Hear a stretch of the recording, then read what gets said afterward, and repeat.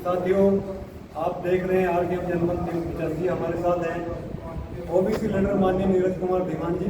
OBC के लिए आंदोलन करते हैं, धरना प्रदर्शन करते हैं, बड़े आंदोलन उत्तर प्रदेश के अंदर चला रहे हैं। प्रदेश सचिव हैं राष्ट्रीय पिछड़ा वर्ग मोर्चा उत्तर प्रदेश। तो सर धन्यवाद आपका हमारे चैनल में। धन्यवाद पत्रकार बंधु। मैं नीरज धीमान, प्रदेश सचिव राष्ट्रीय पिछड़ा वर्ग मोर्चा उत्तर प्रदेश। तो जैसा आपने अभी जब आंदोलन किया ओबीसी के अधिकारों के लिए, आपका बड़ा संगठन है पूरे देश में, पूरे प्रदेश में, तो किन किन मुद्दों के ऊपर आपने आंदोलन किया?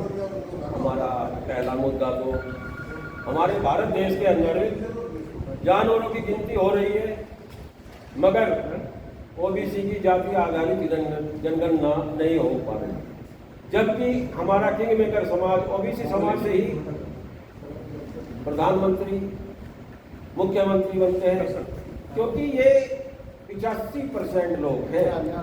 ओबीसी और दलित मिलकर, एससी और ओबीसी मिलकर 85% होते हैं। तो प्रधानमंत्री दे दो आपसे, और क्या सारी चीज आपके लिए होगी क्या? प्रधानमंत्री ओबीसी का चेहरा सामने रखकर प्रधानमंत्री बने, चुनाव जीतने के बाद ओबीसी को ही धोखा दे दिया। और हमारे प्रधानमंत्री नरेंद्र मोदी जी कहते हैं मैं ओबीसी की जाति आधारित जनगणना नहीं कराऊंगा। ये हल्फनामा उन्होंने सुप्रीम कोर्ट में दिया। जब गुलाम भारत में ओबीसी की जनगणना हो सकती है तो आजाद भारत में क्यों नहीं? जानवरों की गिनती हो सकती है, किन्नरों की गिनती हो सकती है, मगर ओबीसी की गिनती नहीं, क्यों?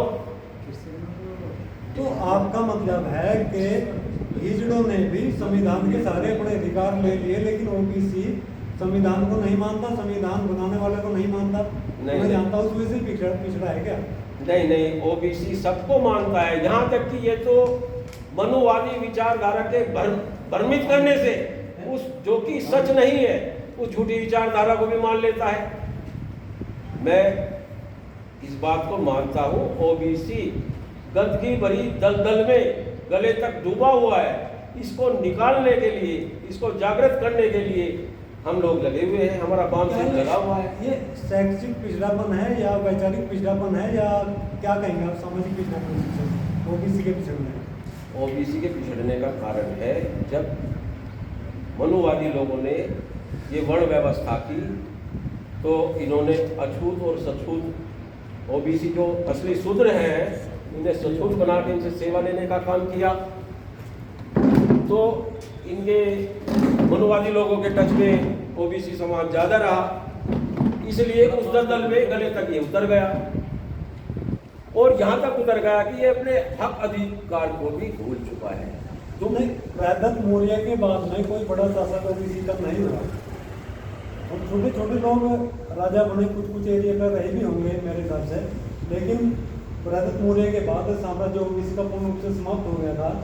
और ये हजारों साल की गुलामी मैं समझता हूँ, तो इतने समय में कैसे दूर करने का आपके पास क्या ऐसा उपाय है? कैसे ये सब हो जाएगा? इसका उपाय ये जाति आधारित जनगणना, जिसकी बार बार हम मांग कर रहे हैं और बार बार आंदोलन कर रहे हैं, यही इसका एक विशेष उपाय है। क्योंकि हमको ओबीसी को 3700 कुछ जातियों में बांट दिया गया, ऐसे ही हमारे समाज को, एससी समाज को भी 1700 कुछ जातियों में बांट दिया। कुल मिला के 6743 जातियों में हम लोगों को बांट दिया गया, और एक समाज को एससी का नाम दे दिया, एक को ओबीसी का नाम दे दिया, जबकि हम सभी बहुजन हैं।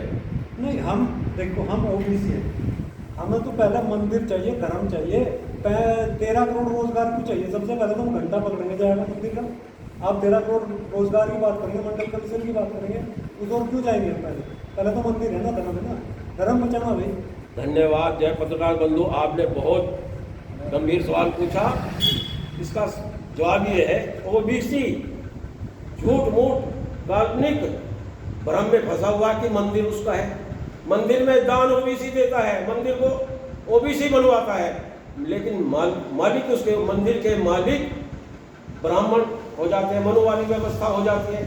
क्योंकि इसका उदाहरण मैं देता हूँ, राम मंदिर बना, ओबीसी दूल्हा नहीं समाया, मगर उसकी कमेटी में एक भी ओबीसी का नाम नहीं, तो ओबीसी का मंदिर कहाँ से हो गया? हम इसलिए नहीं लड़े कि उसमें कमेटी में नाम होगा। कमेटी में नाम तो हिंदुओं का है, पैसा ले रहे बढ़िया तरीके से लूट रहे 1400 करोड़ रुपए।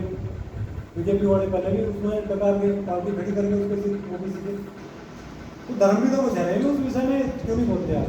पत्रकार बंधु, आप हमें हिंदू ना कहें, शूद्र कहें तो हमें खुशी होगी। हम हिंदू नहीं, हम तो शूद्र हैं, या फिर ओबीसी कहिए आप। शूद्र का मतलब और हिंदू का मतलब एक है ना, दोनों का नहीं।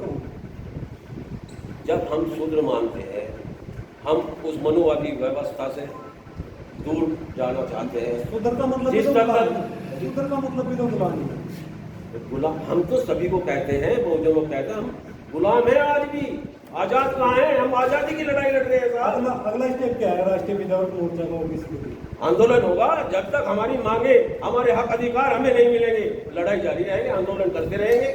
मतलब धरना खत्म हुआ है, आंदोलन जारी है। आंदोलन जारी है। धन्यवाद नीरज कुमार धीमान जी, ओबीसी के नेता हैं, आपने समय दिया, बहुत बहुत आभार।